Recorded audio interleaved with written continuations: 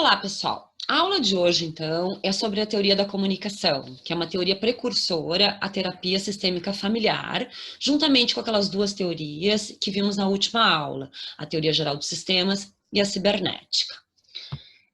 A teoria da comunicação surgiu em 1950, a partir dos estudos do Gregory Bateson, que era um antropólogo inglês, e Paul Václav, que era um psicólogo austríaco. E ambos se utilizaram, então, da teoria geral dos sistemas e da cibernética para desenvolver a teoria da comunicação. Naquela época, ou seja, em 1950, eles vinham estudando famílias com algum indivíduo esquizofrênico, né? E eles começaram a se dar conta que havia um tipo de comunicação que se estabelecia naquelas famílias que eles chamaram de duplo vínculo. Então, o duplo vínculo é um dilema da comunicação, onde o indivíduo recebe duas ou mais mensagens conflitantes, onde uma nega a outra.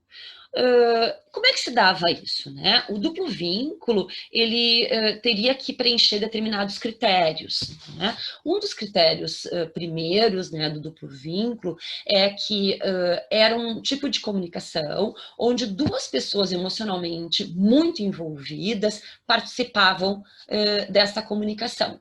No caso, eles denominaram como sendo a mãe e uma criança, né? A mãe e seu filho.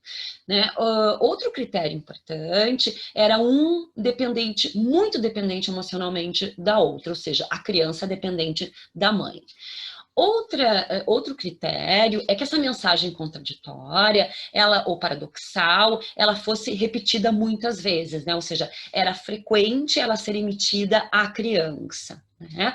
Outro critério é que não houvesse a presença de uma terceira pessoa para desfazer esse tipo de comunicação, que dissesse então para a criança, bom, que não era aquilo que ela estava entendendo, né, mas que era outra coisa, por exemplo, né?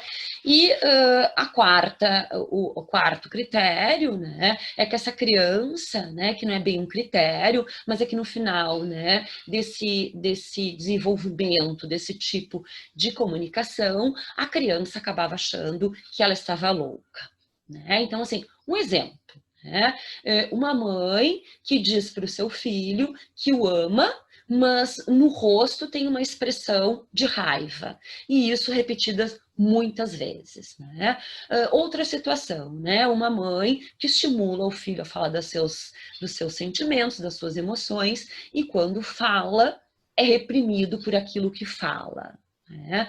Outra situação, né? Uma mãe que bate num filho e enquanto bate está dizendo eu te amo. Né? Então, são situações onde se verbaliza alguma coisa, mas a ação ou o gesto, né, comunica outra coisa. Isso, né, eles perceberam lá, né, em 1950, mas hoje a gente sabe que não é isso que vai determinar, não é somente isso que vai determinar um quadro de esquizofrenia, né? Até porque a esquizofrenia, hoje já sabemos que é multifatorial, ou seja, são vários fatores que desencadeiam, né, uma esquizofrenia. Mas não é o nosso tema de hoje. Então, voltando à questão da comunicação. Vaslavsky, então, ele organizou o que ele chamou de axiomas da teoria da comunicação. O que são axiomas? Né? São preposições. Né? E aí ele foi enumerando, né, esses axiomas. Um primeiro axioma que ele traz é que é impossível não comunicar. Ou seja, todo comportamento é uma forma de comunicação. Até mesmo o silêncio comunica alguma coisa, né? Tem inclusive um teórico que diz que assim, o mundo não cala a boca, né? Ou seja, o mundo está sempre comunicando algo, ou seja, nós estamos sempre comunicando algo, seja verbalmente ou seja pelo nosso comportamento. O segundo axioma é que toda comunicação tem um aspecto de conteúdo e um aspecto de relação, né? O conteúdo seria o que se fala, né? E o aspecto seria como se fala. Por exemplo, né, eu posso dizer para uma pessoa para abrir a porta, né? E quando eu peço isso, eu digo, abre a porta. né? Então, assim, abre a porta é o conteúdo, né? O tom que eu estou utilizando para falar, né, para enunciar isso, é a relação. Né? Então, eu posso dizer abre a porta, como eu posso dizer abre a porta. Né? E dependendo do tom, eu estou mandando um tipo de mensagem, um tipo de relação para o meu emissor. E dependendo do tom que eu utilizo, mesmo usando o mesmo conteúdo, vai ter um comportamento diferente para cada um desses conteúdos que eu emito para o meu interlocutor. Outro axioma é toda comunicação é digital e analógica. O que isso quer dizer? Né? Que toda vez que eu digo alguma coisa, né, que eu comunico verbalmente, eu vou ter também uma comunicação não verbal colocada na minha frase. Né? Ou seja, o meu corpo, ele diz alguma coisa quando eu me comunico, né? Eu posso estar comunicando algo e dizendo, não, eu não estou nervosa, né? Mas eu estou balançando a perna e meu corpo está comunicando que sim, que eu estou nervosa. Né? Isso é de suma importância quando a gente trabalha com as famílias, porque quando a gente faz uma pergunta, e a gente trabalha muito com perguntas, né, eu tenho que poder ter claro, ou seja, observar que tipo de resposta, tanto digital como analógica, essa família tem ao responder a minha pergunta.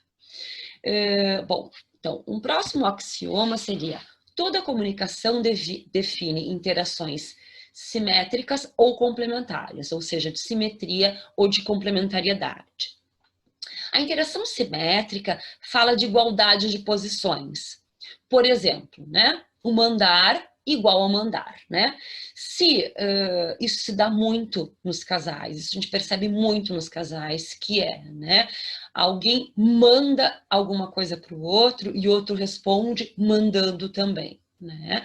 E isso pode levar a conflitos importantes, tanto na relação de casal, como dentro da família, né? Então, digamos que é de igual para igual, né? Eu faço alguma coisa, o outro responde do mesmo jeito, né? Ou eu digo alguma coisa e o outro responde do mesmo jeito. Que não necessariamente seja só no mandar, né? Eu posso ser também, né, gentil com o outro, né? Que é isso que se espera, né? E que o outro possa responder gentilmente também. A complementar, então, seria, no sentido como do primeiro exemplo, né, do mandar, do simétrico, seria o complementar, mandar, obedecer, né? Então, aí há uma diferença, né? Não há disputas, digamos, há um encaixe na relação, né? Que isso não quer dizer que não seja prejudicial para uma relação, né? Talvez não haja conflito, mas também pode haver uma situação que nós vamos ver na próxima aula, né? Nas próximas aulas de codependência, né? Que é sempre alguém precisa determinar o que o outro tem que fazer, né? Então, essa seria a complementariedade. Então, a teoria da comunicação concebe que o sintoma como uma mensagem não verbal, né? Então, entende que numa família o sintoma está querendo expressar alguma coisa, né? Então, é importante que a gente possa entender o que aquele sintoma fala daquela família e poder ajudar a família a nomear o que significa aquilo que está acontecendo. Dificuldades comunicacionais entre pais e filhos podem acarretar em comportamentos problemáticos e no desenvolvimento de psicopatologias, além de impactar negativamente no desenvolvimento socioemocional na vida adulta. Ou seja, a importância da comunicação, né? Então, assim, gostaria muito de bater pé, digamos assim, nisso, né? Porque realmente, né, é um tema a ser trabalhado de muita importância nas relações tanto de casal como nas relações familiares. O processo de se comunicar é condição necessária para a socialização e o desenvolvimento dos seres humanos.